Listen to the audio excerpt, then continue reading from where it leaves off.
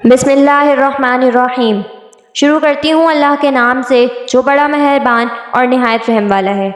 नाज़रीन इकराम, आज हम आपको अपनी इस वीडियो में जिस चीज़ के बारे में बताने जा रहे हैं वो है हमारा आखिरी लिबास यानी कफ़न। ये दो जहां के बादशाह के चचा का कफ़न है, वो भी इस तरह कि एक औरत अपने भाई के लिए दो कपड़े देती है, उसमें ये गवारा नहीं कि दूसरा अंसारी बेकफ़न रहे। एक एक कपड़ा बांट दिया जाता है और फिर छोटा कपड़ा उस शख्स के हिस्से में आता है जो कई वजह से तरजीह का इस्तेहकाक भी रखता है। गरीब परवरी और मसावात के दावेदार अगर अपने दावों में सच्चे हैं तो इन पाक हस्तियों का इत्तिबा करें जो कहकर नहीं बल्कि करके दिखा गए। नाज़रीन इकराम, हुजूर अक़दस सल्लल्लाहु अलैहि वसल्लम के चचा हज़रत हमज़ा रज़ियल्लाहु ताला अन्हु को ग़ज़वा उहद में शहीद कर दिया गया और उन बेदर्द काफिरों ने आप रज़ियल्लाहु ताला अन्हु के कान, नाक वगैरह आज़ा काट दिए और सीना चीर कर दिल निकाला और तरह तरह के जुल्म किए। लड़ाई के ख़त्म पर हुजूर अकरम सल्लल्लाहु अलैहि वसल्लम और दूसरे सहाबा रज़ियल्लाहु ताला अन्हु शहीदों की लाशें तलाश फरमाकर उनकी तदफीन का इंतज़ाम फरमा रहे थे कि हज़रत हमज़ा रज़ियल्लाहु ताला अन्हु को इस हालत में देखा। निहायत सदमा हुआ और एक चादर से उनको ढांक दिया।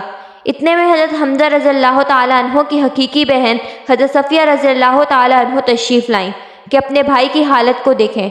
हुजूर सल्लल्लाहु अलैहि वसल्लम ने इस ख्याल से कि आखिर औरत है, ऐसे ज़ालिमों को देखने का तहम्मुल मुश्किल होगा, उनके साहबजादे हज़रत ज़ुबैर रज़ियल्लाहु ताला अन्हु से इरशाद फरमाया कि अपनी वालदा को देखने से मना करो। उन्होंने वालदा से अर्ज़ किया कि हुजूर सल्लल्लाहु अलैहि वसल्लम ने देखने को मना फरमा दिया। उन्होंने कहा कि मैंने ये सुना है कि मेरे भाई के नाक कान काट दिए गए। अल्लाह के रास्ते में ये कौन सी बड़ी बात है, हम इस पर राज़ी हैं।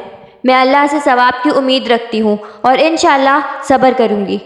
हज़रत ज़ुबैर रज़ियल्लाहु ताला अन्हु ने हुजूर अकरम सल्लल्लाहु अलैहि वसल्लम से जाकर इस कलाम को ज़िक्र किया तो हुजूर सल्लल्लाहु अलैहि वसल्लम ने इस जवाब को सुनकर देखने की इजाज़त फरमा दी। आकर देखा, इन्ना लिल्लाह पढ़ी और उनके लिए इस्तग़फ़ार और दुआ की। एक रिवायत में है कि ग़ज़वा उहद में जहाँ नाशें रखी हुई थीं, एक औरत तेज़ी से आ रही थी। हुजूर सल्लल्लाहु अलैहि वसल्लम ने फरमाया, देखो औरत को रोको। हज़रत ज़ुबैर रज़ियल्लाहु ताला अन्हु कहते हैं, मैंने पहचान लिया कि मेरी वालदा हैं। मैं जल्दी से रोकने के लिए बढ़ा मगर वो कवी थी। एक घूसा मेरे मारा और कहा, परे हट।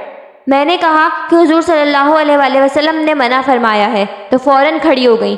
उसके बाद दो कपड़े निकाले और फरमाया कि मैं अपने भाई के कफ़न के लिए लाई थी कि मैं उनके इंतकाल की खबर सुन चुकी थी। इन कपड़ों में उनको कफना देना।